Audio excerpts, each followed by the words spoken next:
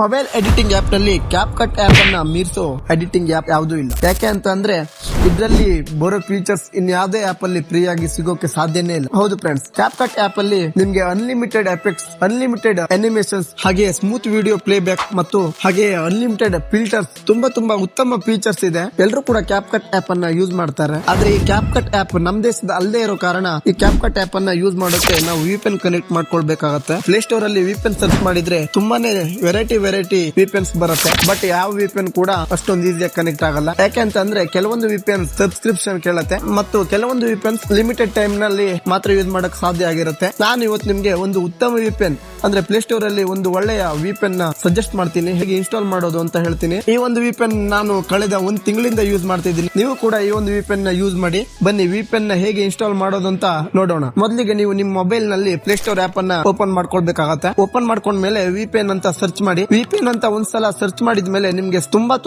VPN show ಆಗ್ತಾ ಇರುತ್ತೆ. ನಾನು ಆಲ್ಮೋಸ್ಟ್ 10ಕ್ಕಿಂತ ಹೆಚ್ಚು ವಿಪಿಎನ್ ನ ಯೂಸ್ ಮಾಡಿದ್ದೀನಿ. ಟರ್ಬೋ ವಿಪಿಎನ್, ಸೂಪರ್ ವಿಪಿಎನ್ ಮತ್ತೆ ಇನ್ನು ಅನೇಕ ವಿಪಿಎನ್ ನ ಯೂಸ್ ಮಾಡಿದ್ದೀನಿ.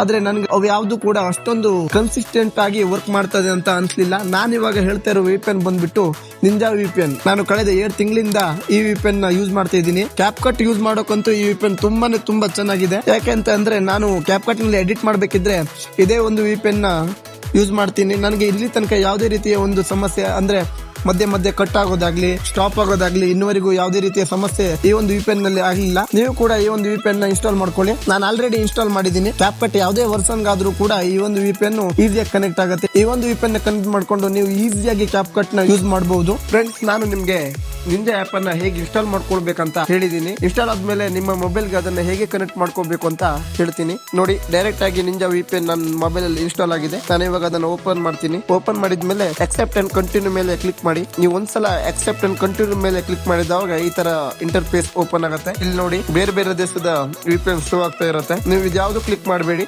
ಡೈರೆಕ್ಟ್ ಆಗಿ ಇಲ್ಲಿ ಕನೆಕ್ಟ್ ಆಪ್ಷನ್ ಇದೆ. ಈ ಕನೆಕ್ಟ್ ಆಪ್ಷನ್ ಮೇಲೆ ಕ್ಲಿಕ್ ಮಾಡಿ. ಒಂದ್ಸಲ ನೀವು ಕನೆಕ್ಟ್ ಆಪ್ಷನ್ ಮೇಲೆ ಕ್ಲಿಕ್ ಮಾಡಿದ್ಮೇಲೆ ನಿಮ್ಗೆ ಅಲೋ ಕೇಳುತ್ತೆ, ಅದು ಅಲೋ ಕೊಡಿ. ಆಮೇಲೆ ಒಂದು ಚಿಕ್ಕ ಅಡ್ವರ್ಟೈಸ್ ಪ್ಲೇ ಆಗುತ್ತೆ. ಅಡ್ವರ್ಟೈಸ್ ಪ್ಲೇ ಆದ ನಂತರ ನಿಂಜಾ ವಿಪಿಎನ್ ನಿಮ್ಮ ಮೊಬೈಲ್ ಗೆ ಡೈರೆಕ್ಟ್ ಆಗಿ ಕನೆಕ್ಟ್ ಆಗುತ್ತೆ. ಒಂದ್ಸಲ ನೀವು ಈ ನಿಂಜಾ ವಿಪಿಎನ್ ಕನೆಕ್ಟ್ ಮಾಡ್ಕೊಂಡ್ಮೇಲೆ ಕ್ಯಾಪ್ ಕಟ್ ನ ಆನ್ ಮಾಡಿ ತೋರಿಸ್ತೀನಿ. ನೀವೇನಾದ್ರೂ ಕ್ಯಾಪ್ ಕಟ್ ಗೆ ವಿಪಿಎನ್ ಯೂಸ್ ಮಾಡದಿದ್ರೆ ನೆಟ್ವರ್ಕ್ ಕನೆಕ್ಷನ್ ಎರರ್ ಅಂತ ಬರುತ್ತೆ. ಇವಾಗ ನಾನು ವಿಪಿಎನ್ ಕನೆಕ್ಟ್ ಮಾಡ್ಕೊಂಡಿದ್ದೀನಿ. ಇವಾಗ ಕ್ಯಾಪ್ ಕಟ್ ಓಪನ್ ಮಾಡಿ ತೋರಿಸ್ತೀನಿ. ಎಫೆಕ್ಟ್ಸ್ ಮೇಲೆ ಕ್ಲಿಕ್ ಮಾಡ್ತೀನಿ.